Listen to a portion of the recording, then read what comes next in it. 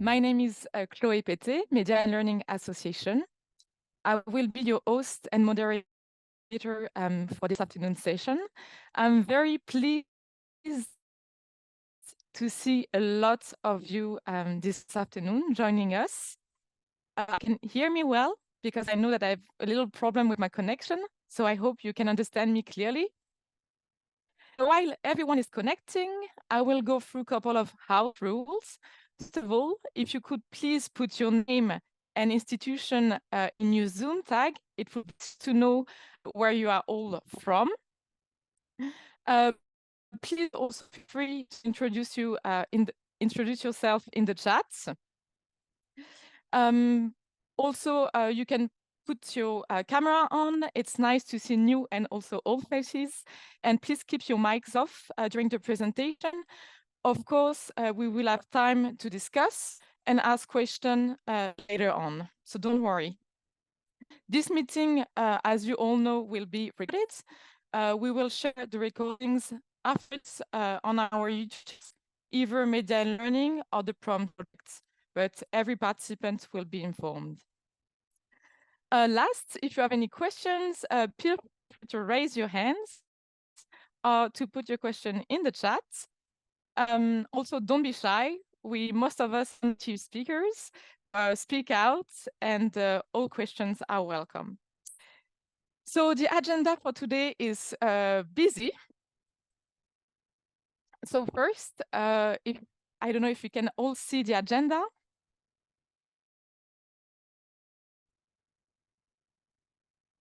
We'll start with a presentation from my colleagues, Jenny and Lotta. They will introduce the project, ProMS, how the story started, and also introduce you to the tools, mobile stories. Then we'll move on, as you all know, to hands-on demonstration of the tool. So we'll do, each one of us will shortly show you how the publishing plan works, the different features, and we'll do a quick exercise called Help Your Students Plan Their Articles. And please don't freak out. Stay with us for the breakouts, because the best is yet to come. After the breakout, we'll have a 20-minute interview with 2 teachers and students, and they will share with us their experience using the tool and feedback. So without further ado, I'll let the floor to my colleagues, Lotta and Jenny, to their presentation.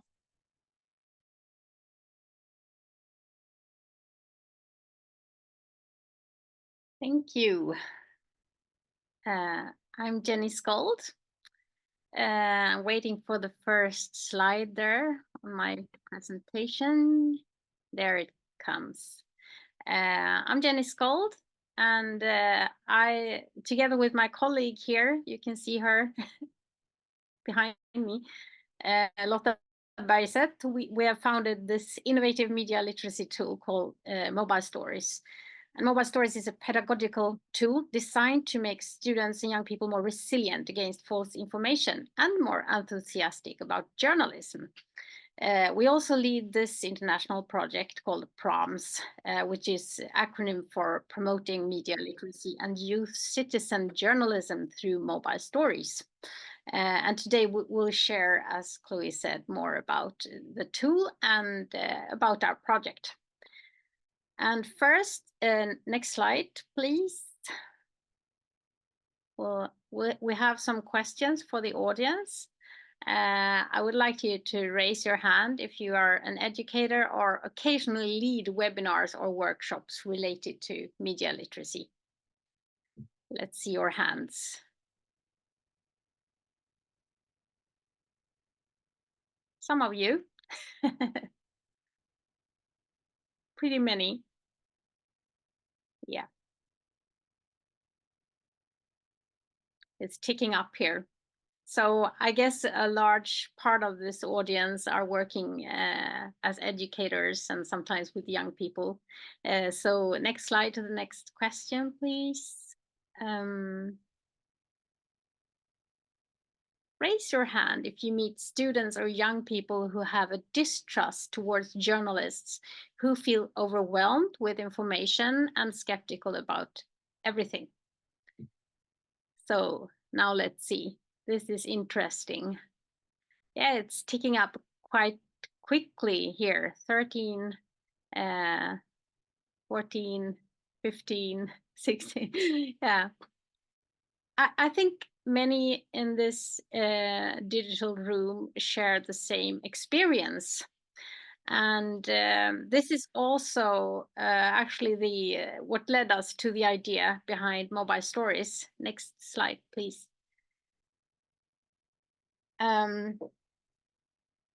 Me and Lotta, we have worked actually for a long time as journalists, me as a reporter and Lotta as a photographer. And we increasingly met young people with a skeptical attitude towards us as journalists. And we also saw these challenges with disinformation and conspiracy theories online.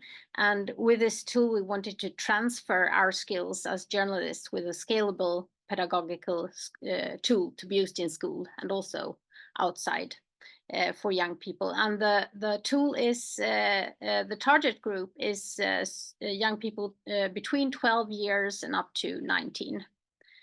Next slide, please.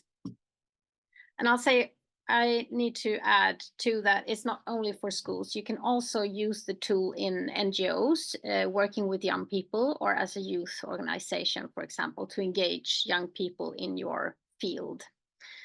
And we also seek to amplify young voices to a wider audience. And one example is the Young Journalist Award. And this is a collaboration between Mobile Stories and Aftonbladet, Sweden's largest newspaper. And in this picture, you can see the proud winners from 2022. They wrote an opinion piece about their experiences with negative media reporting about their school and area. This is an experience they share with many, many other young people in disadvantaged suburbs, at least in Sweden. And shortly after this article was published in Aftonbladet, the Aftonbladet newspaper recruited actually a focus group to develop their reporting on disadvantaged areas. So it's really had an impact on their reporting. Next slide, please. Yeah, there we have him, Mohammed from Malmö, a Mobile Stories reporter. He was invited to Sweden's biggest morning show to discuss his opinion piece, Stop the Bullying, published on Mobile Stories, which addresses how to tackle bullying in schools. And Mohammed's article had been used by other teachers also in Sweden as an inspiring example for their students. Next. Mobile Stories also have had a positive influence on an individual level.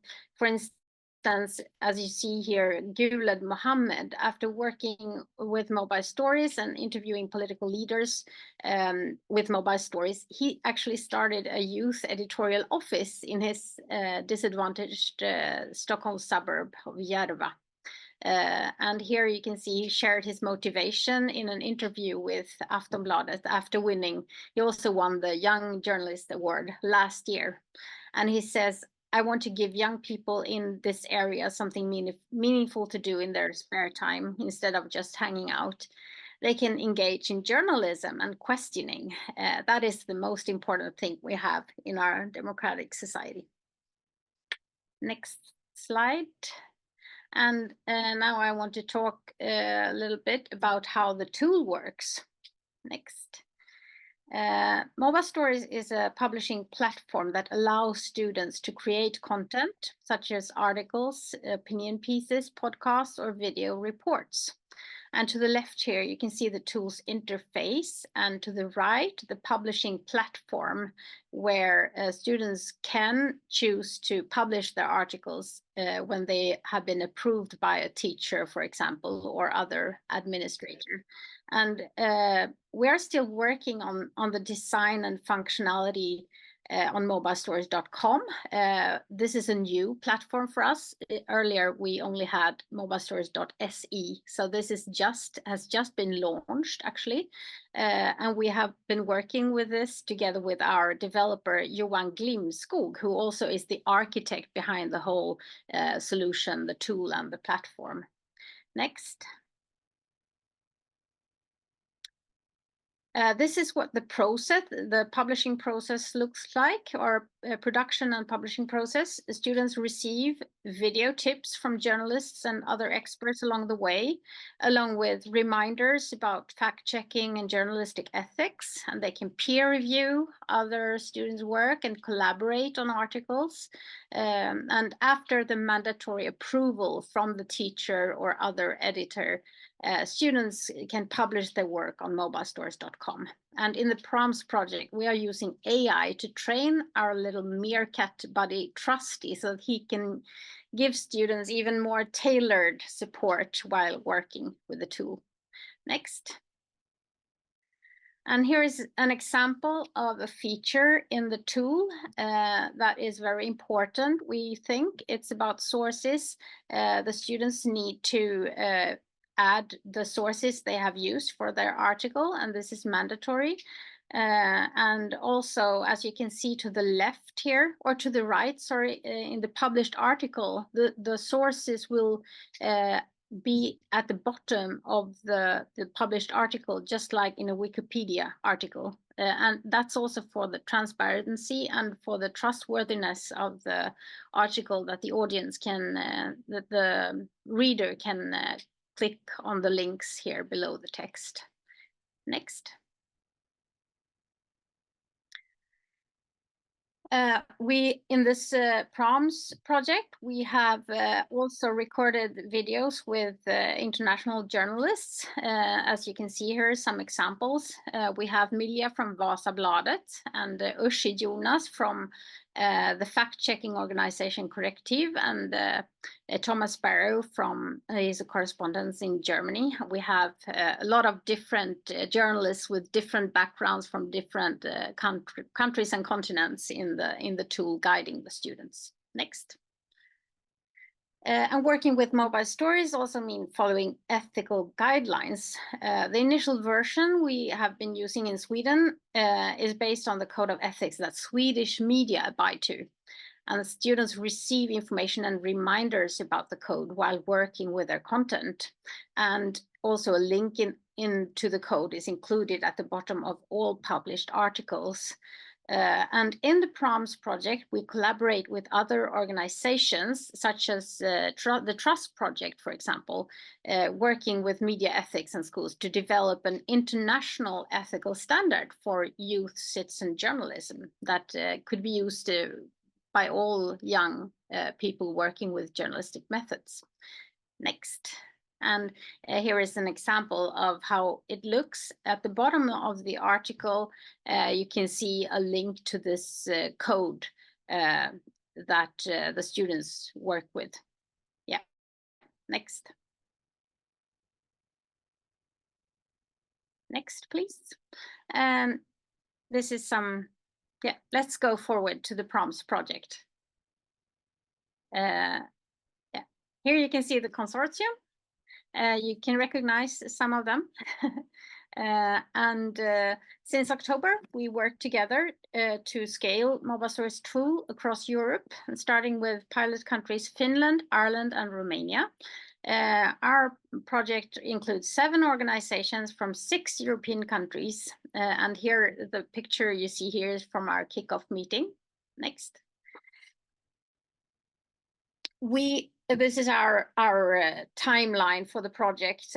We began translating the tool in November, and the first 12 schools participating in the ProMS project have either started using it or will begin next semester. And our goal is to expand access to more schools in Finland, Romania, and Ireland, and eventually also to more countries. So if you are interested in this, please let us know. The tool is also suitable for youth organizations and NGOs. Next. Some examples from the first students that have been publishing online. Here we can see examples from Vasa Övningsskola in Finland, where students created feature stories and reviews too during a trip to Stockholm. One of the teachers, Moja Ladvelin, will join us for the panel later to share more about her work with the students with mobile stories. Yeah, next slide, please. This is from the same trip, a review of the ABBA Museum, where the students can choose a number of stars. The ABBA Museum got 5 out of 5 stars, you can see here. And next slide, please.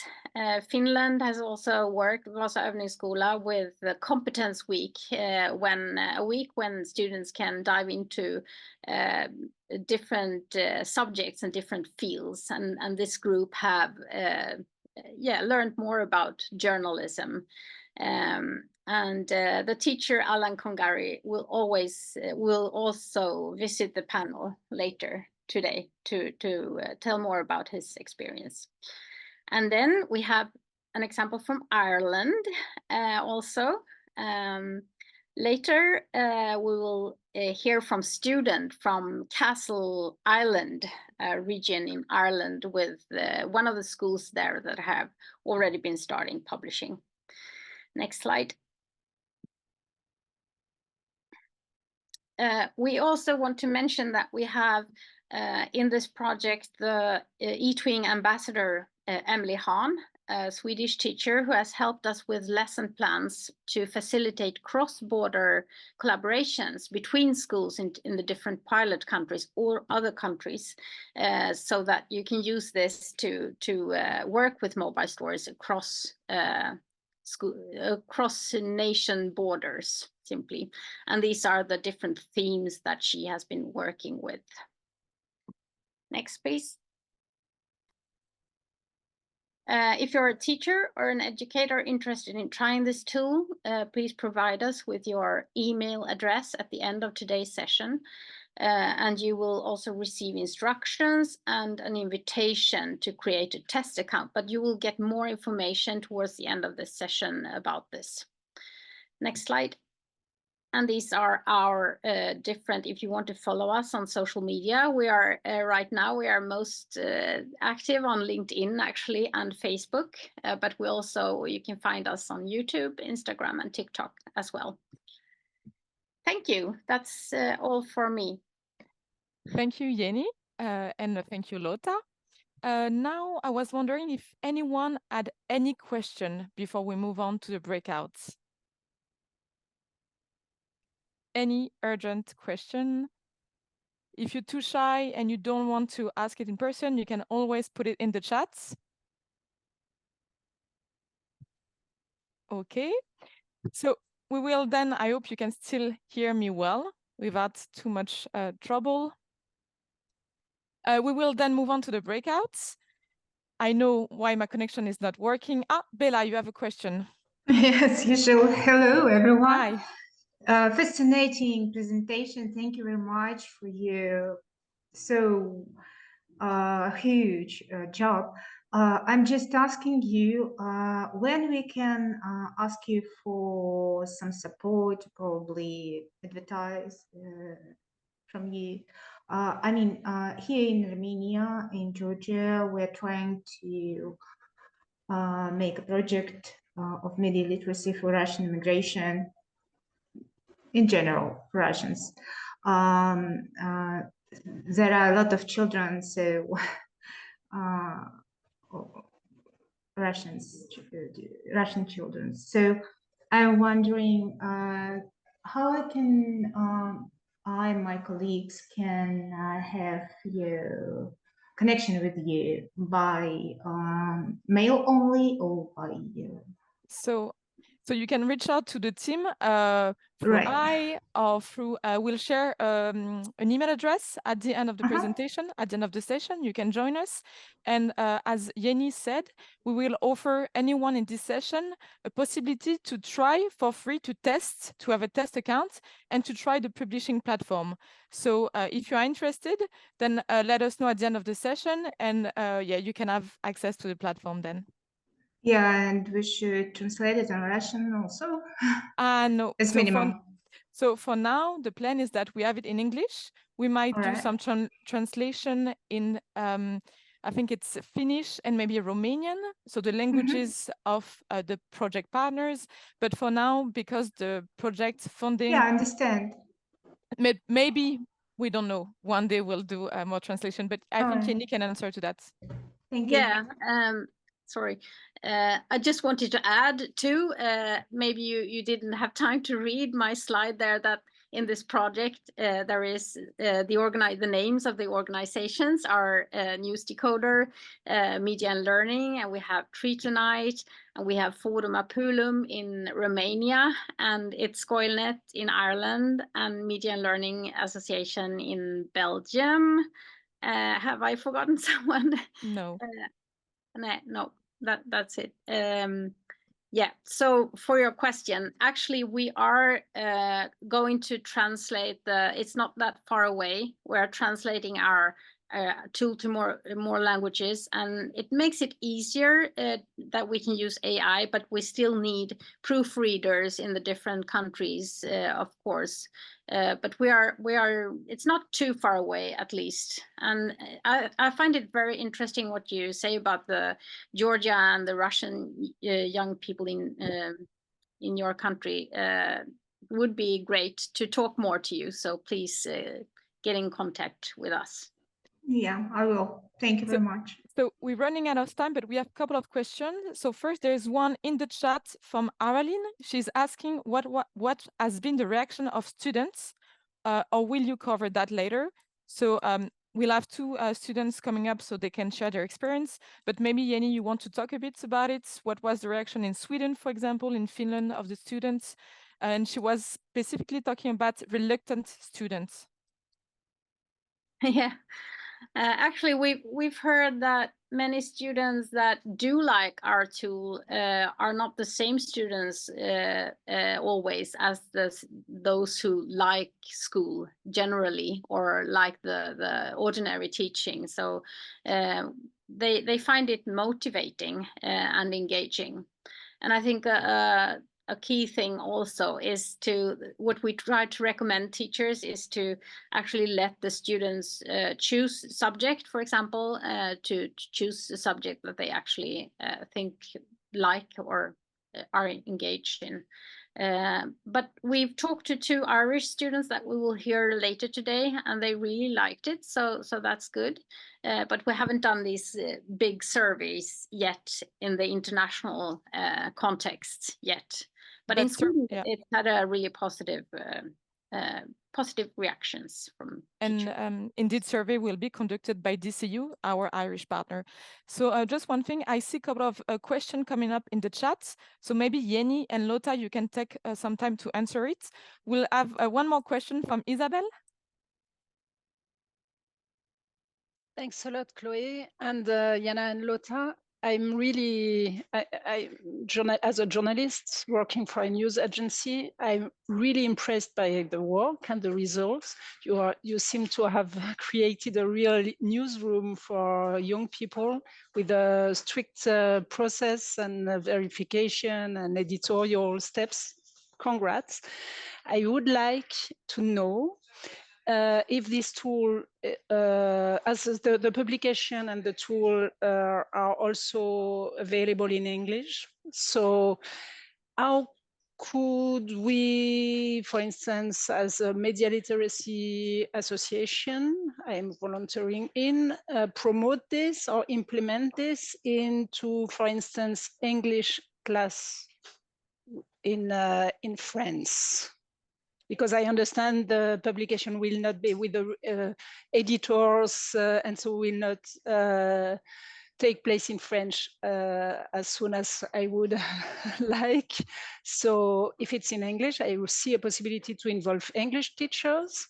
Yes. And then how is it? And I think there is another question in that sense in the chat, that how can we have teachers using the tool? Is it for free? Is it is the school who has to apply, or the association, Media Literacy Association, who has to apply? How can we have an access to it when we are no teacher ourselves, for instance?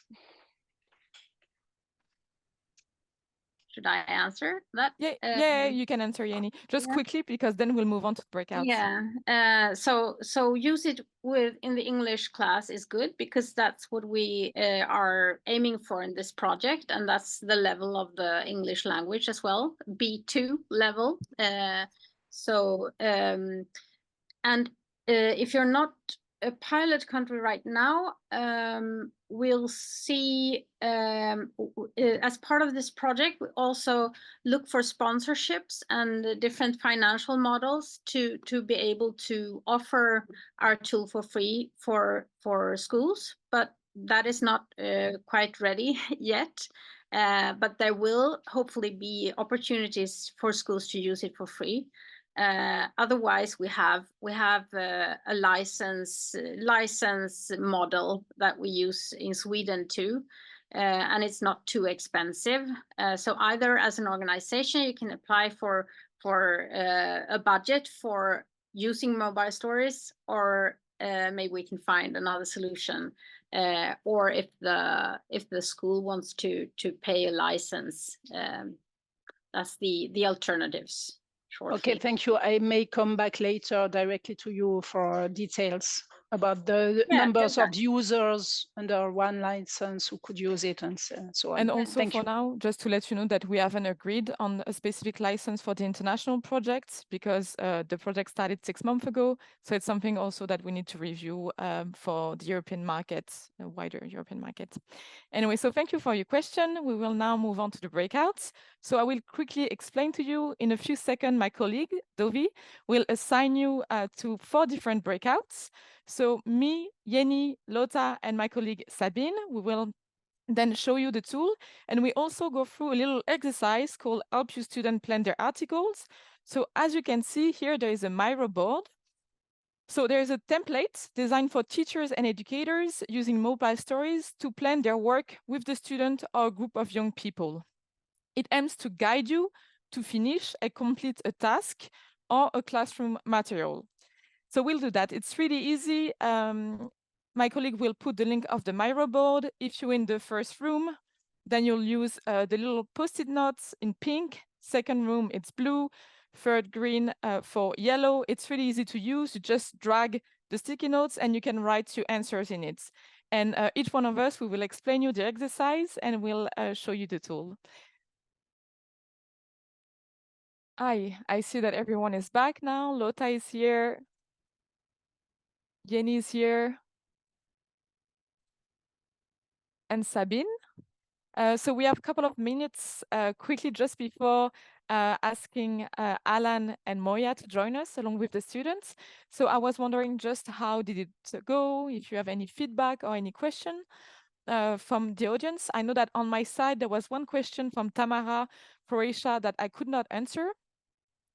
The question was, how long does it take a student to go to write a complete article, and then the examination process?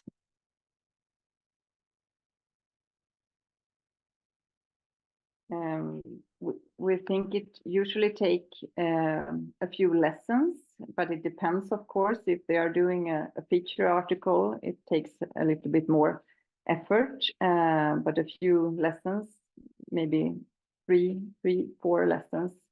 And the last steps, when you need to check your article and proofread it, it can take some more time than if you had done an article just to leave for your teachers. So that's what we usually hear from teachers. Yes, so we usually say to the teachers that they will they shouldn't do this above the curriculum, but integrate it into something they already are doing, and then they need like an extra lesson, right, Lotta, for like you said, just reviewing everything and making sure everything is in order. But that's also learning process. They learn very much by doing this, since they are publishing it for a public context. So yeah. Thank you. Anyone has another question? I don't see any hands up. Would you like to share some feedback, Jenny, Lotta, or Sabine, from your room? Sabine? Yes, sure. We had a really nice discussion and some very tangible story ideas. We discussed where to first find your story idea and discussed such sources as, for example, the events calendar of your municipality. But we ended up settling on one story idea, which I think if I was an editor, I would immediately allow it to publish, which was on news influencers. So it could be either in Sweden or France. We would interview the influencer, we would interview a traditional journalist about the risks, and also the audience and where they like to consume the news. So young people who consume news from influencers. We had questions about the pitching process and how we use the worksheets, and also how to join the program, which I believe we will also cover in the end. Lotta? Yes, I almost didn't have the time to read here, but I see something interesting here. Of course, first-time voters in the EU elections, very important topic, and something that students want to influence or change in the local community. That could, of course, be opinion pieces,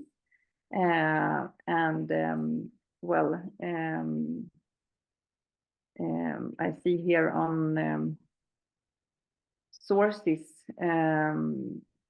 that they have written here real events related to students' life, real problems they're facing. So yeah. Okay. Any feedback? Feedback in the room. We didn't have so much time. I don't know. Yeah, I know it's quite short. Maybe you can, if someone wants to say something from the blue room, please go ahead. And Jenny?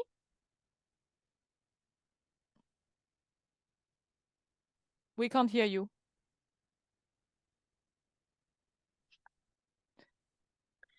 My reflection is that there are a lot of different topics that in the different organizations that it can be explored by young people. And we have one example from a Finnish school working with social science with the students.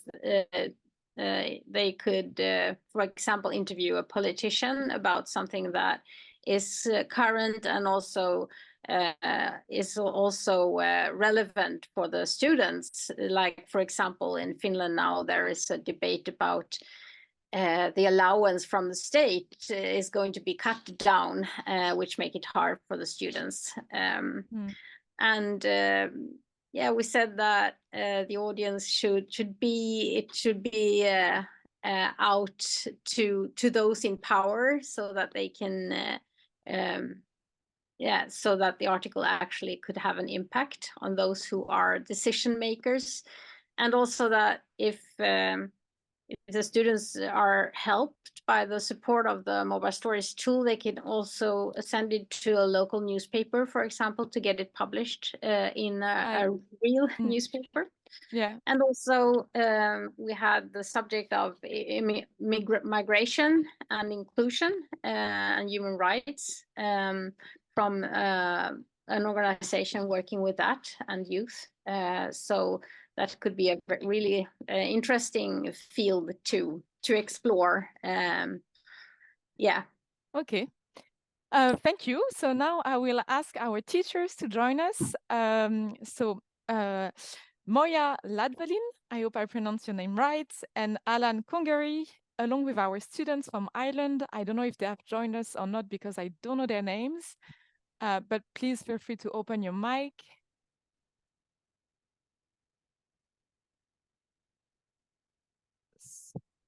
Yeah, hello. My name is Alan Kangari. Yes, hi Alan, looking for you on the screen. Yeah. So just introduce yourself. Yeah, so I substitute in Vasa Övningsskola. I primarily work with 7th to 9th graders, and I've been involved with mobile stories now for a project that's called Kompetensveckan, which is basically a cross subject teaching week. So they get to try out different kinds of things, and we basically, our group focused on journalism, and we used mobile stories and connected it with visiting the local news organization and all that kind of stuff. And they got to try out the whole thing with how do you conduct an interview, who do you interview, and all that kind of stuff. Moya?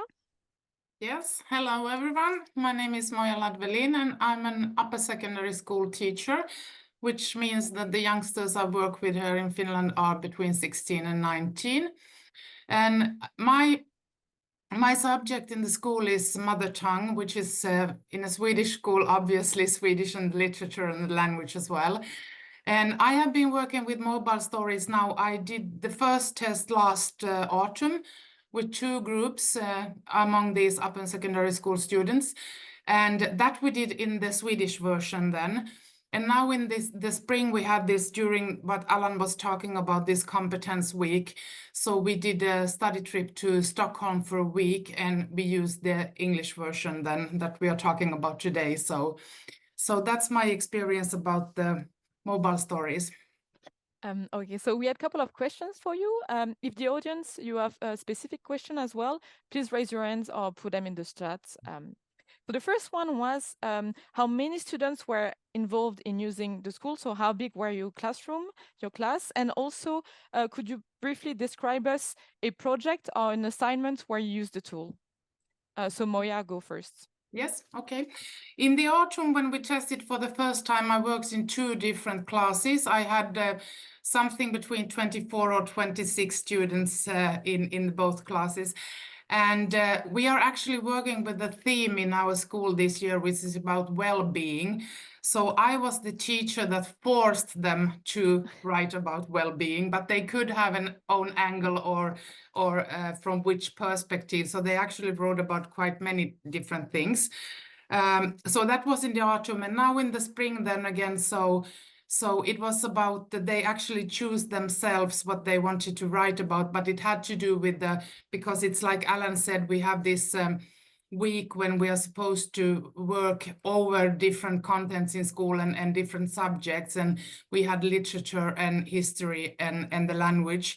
So we did this, I think, was it Lotta or Jenny who showed in the beginning from different of the articles they wrote during the week in Stockholm then. But that was like they could pick one set that if they want to write about the ABBA Museum, they could do it.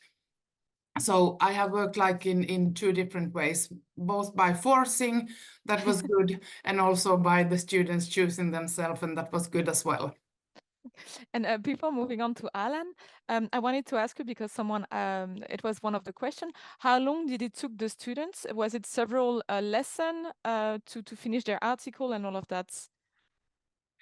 In the autumn, when it was the first time for me as well, I think we worked at least 2 or 3 lessons in class, because we did all the tutorial videos and we're talking about what could they write about. But since we also have something called homework in Finland, they also had to do quite a lot at home, because we can't, we have so much stuff in upper secondary school in Finland, so we can't like just take 5-6 lessons for this.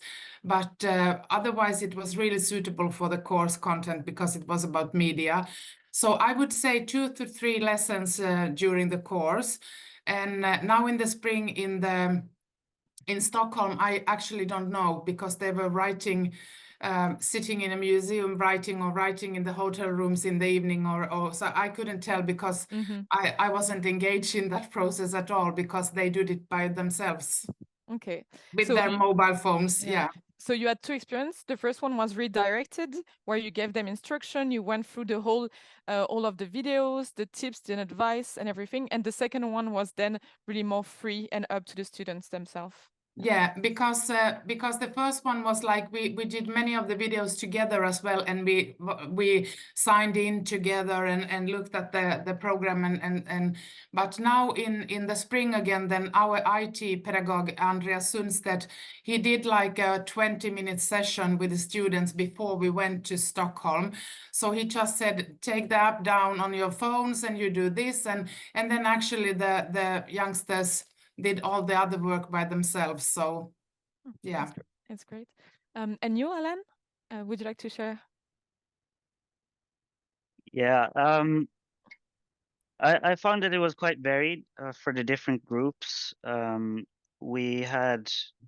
were like 2 or 3 people working on one article, so that involves doing the interview, gathering the information, and writing articles. So we had some groups that worked quite a lot, so maybe 3 or 4 lessons. Then we had some groups who basically were done within the hour. So it was quite different, depending on, and it also depended on because the idea was that they were to interview the other groups in the competence week and basically report on what they're doing. And so it depended on, some groups were able to get information, quite good information from the interviews. Others struggled to even get in touch with the right people. So that also impacted how quickly some people were able to work. Okay. So you had an experience of group working together, and Moya, it was mostly groups or individuals, or they were doing that individually? I had in the autumn, I think somebody worked individual, somebody in pairs, but during the trip they were in pairs. Okay, yeah, and it works better working together. Or well, I think about at least at the week, if you want to really to get them to start work and you want to, I mean, we are on a trip, they are seeing and doing things, and you really want them to do the articles as well. So I do think that in pairs is good. But I mean, if I use, when I would use it in the mother tongue teaching, like in an ordinary course, I would probably in the future demand that they do their own articles. Okay. We wanted to also ask you, what did you find the most beneficial about using the mobile stories tool in your classroom, and how about the impact on the student engagement? I think one of the most obvious benefits of this tool is that it's quite easy to use and to create a format that works and makes sense. So instead of the students having to work in Word and trying to figure out all the distances and all that kind of stuff, they were just able to put in their information in the different fields and get it in the right spot. And then I also found it quite helpful with the different information on the website to give more help and support. So what is the lead, what is supposed to be in there, and so on. Okay. Moya? Yes, I do agree with a lot of, because it's really easy to use, and obviously now during the spring that you can just have your mobile phone. I mean, they wouldn't have been carrying with their computers during the week in Stockholm. So that's one thing. But I also think that because the structure of the program is so good, so they really get like inspired about when they see the layout. They can do these test articles and they see that, oh, I wrote this, and oh, that's a nice picture, and it really like they get engaged to that. I think that is one of the, and also I think how the program works, that like Alan said, you have these boxes, you can ask for more information. What should I think about? That engages as well.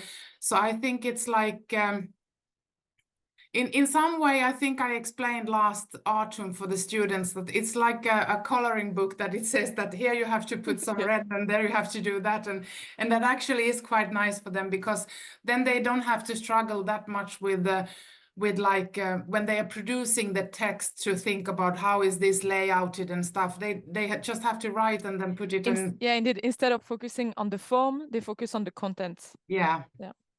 There is 2 questions in the chat. One from Celine. She's asking, did the students publish after the trip or every day during the trip?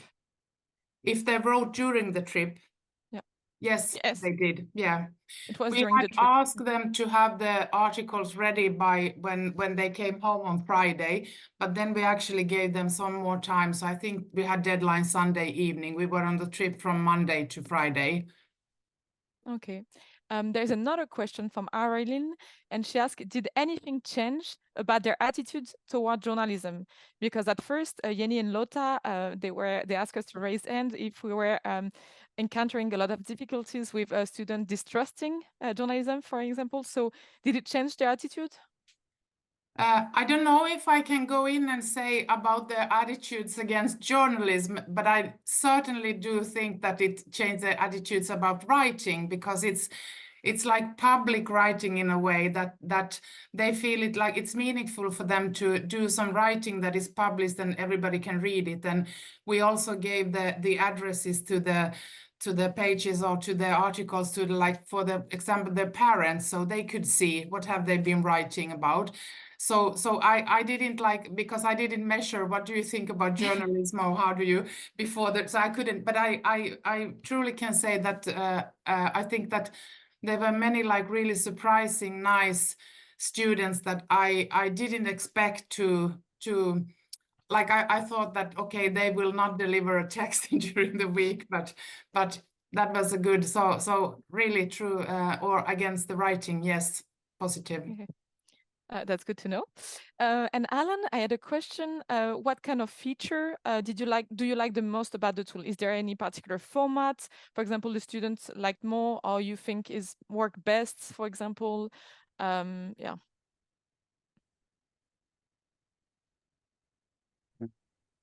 Sorry, she's a bit upset right now. Oh, sorry. Yeah, so you just briefly repeat the question. Sorry, my question was, is there a feature in the tool that you like the most, or for example, the student liked the most? What did they enjoy the most? Was it a specific format? Was it, I don't know, conducting the interview, the videos, and I did videos, I don't know, yeah, like this. I think maybe, yeah, I don't know if there's any specific part of it that stood out, not to my knowledge at least. I think it was mostly the different boxes that it helped them to put it in organized, and you had like the specific place where to put the picture, and I think that was probably the most helpful. Yeah. Okay. There's a question for both of you. How did they answer the field? Why is this source reliable? Was it difficult for them? Yeah, I would say they didn't really understand or know how to answer, like, why is it reliable? But that also opened up for the discussion. Okay, well, what is a reliable source? And so it's a good thing that it's there, because then we got to explore that, because for me it might be obvious why a certain source is reliable, but then you kind of have to explain it, so that that was good. I also think that it's really good, because we haven't had that, we had just been relying on the students, like that they can decide and what they are using. But I know that for example, nowadays in the academic world, like when they go further on to do some studies, they usually have this when they are writing papers after the upper secondary school, that what did you think about this source? Is right. So I think it's really nice to like have it down as well to the upper secondary school. So I think it's really good. Sabine? I just really wanted to add that it's wonderful that this question opens up the discussion, and also we try to help the teachers to address it. In the tool, there are various videos, for example, on conspiracy theories and what sets them apart from reliable information. There's also a video and an accompanying text on fact-checking that you can also use in the classroom to get their students' thoughts going on what's reliable and what's not, and help them with practical steps to fact check. I see that there's another question. It's really nice to see all of these questions popping up. We have one from Lithuania, from Alma. Do students engage well with reading or watching other students' contents? Yes, we had a WhatsApp group and they were actually like announcing our text is ready, read it. So yes, I do think so. That's nice. Alan? In our group, or I don't think we had much of engagement with other people's text. I think they were mostly focused on getting their own text done. Okay. Yeah. And we talked about earlier with Jenny, Lotta, and Sabine, the whole idea to have maybe a little contest of what was the best article and maybe feature it in a newspaper. Is it something you thought about of doing maybe, or? Nope, I don't think so. I don't like content. Yeah, okay. At least at this stage, I think it's more important that they get the feeling that they have produced something and they are proud of the texts, and you can go back to the text and read them. I don't see any point of this. I mean, probably if we would do this for years forever, but yeah. Yeah, Okay, I'd so say sorry. So we what we did was at the end of the week we printed out all the articles, and so at the end of the week we had like every group did some kind of presentation of nice. what they were doing. So we put up all the articles on the wall and put some iPads out so people could go and read. And that was kind of how. So it's not just the group who were writing the articles, but also the entire school got to take part. Yeah, it's great. So we had only a couple of minutes left, but I see that there is still a few questions. So I see from Isabel, which was the most important difficulty they did face during their reporting?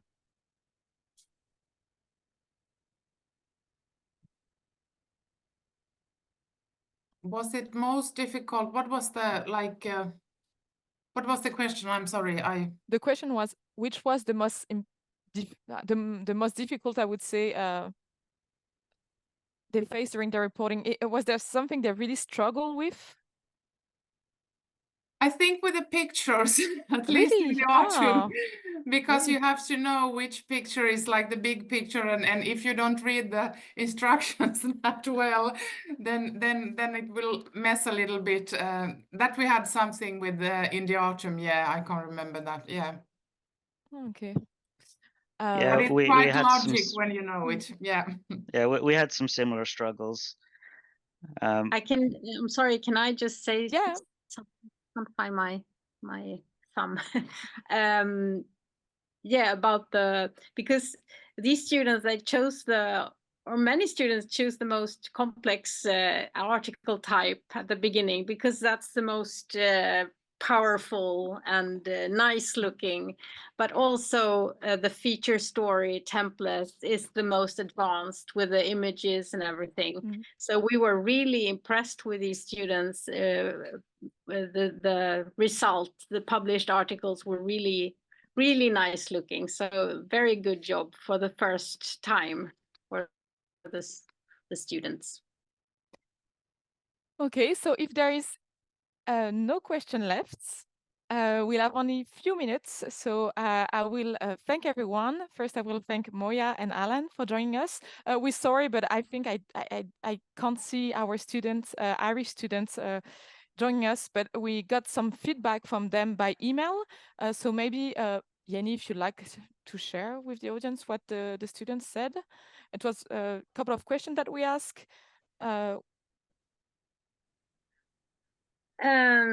Yeah, I have them somewhere.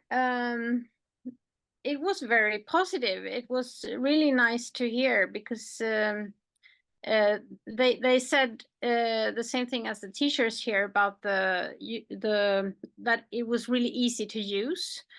And also that it was engaging, and they both said that normally they sit on the lesson and look at their watch and wait for it to be over, and now it was the opposite problem, that the time just disappeared, and because they didn't.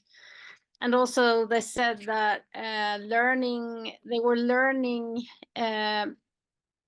without noticing, so they didn't have to make an effort for learning. It just happened, and they learned more. And they were also talking about. I have the email, and I can. They also talk about the language level, and they said that it was really good because it's quite easy to understand. The instruction, the videos, it's all clear. The language is, the good level of comprehension for them. That's what they said. Yeah, exactly. And that was the English students, the English native English students, but it's the language is for the level is for students who have English teaching as a second language. Yeah, we'll wait and see how students in other countries, what they think about the level. But we heard also from Romanian teachers that it should be okay level. And also we are, as we said, translating it to more languages. I see that, Patrick, you have your hand raised. Yes, just very briefly, I just had an email this morning as well from another teacher in another school in Ireland who were engaged with the project, but they didn't have time to actually publish their articles because Irish schools are actually gone on holidays now for the summer. But she was saying that the tool is brilliant in every way, that she couldn't recommend any changes to the tool, and that she could see the class using it for multiple different subjects and topics. But the tool itself was perfectly fine. Oh, thank you. It's good to hear, no? So thank you all. Thank you, Sabine, Jenny, Lotta, and thank you, Moya and Alan, for joining us. We have just a couple of closing slides.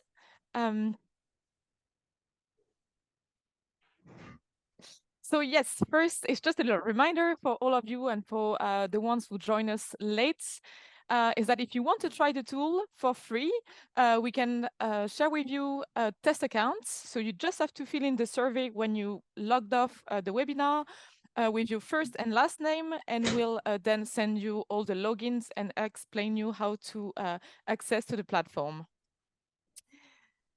And the other announcement we wanted to tell you is that stay tuned because next week we will launch the English newsroom, and we will make sure you all know about it. So we'll inform you on our social media and yes, on our website, and you will be able to meet our little friend Trusty. And that's it.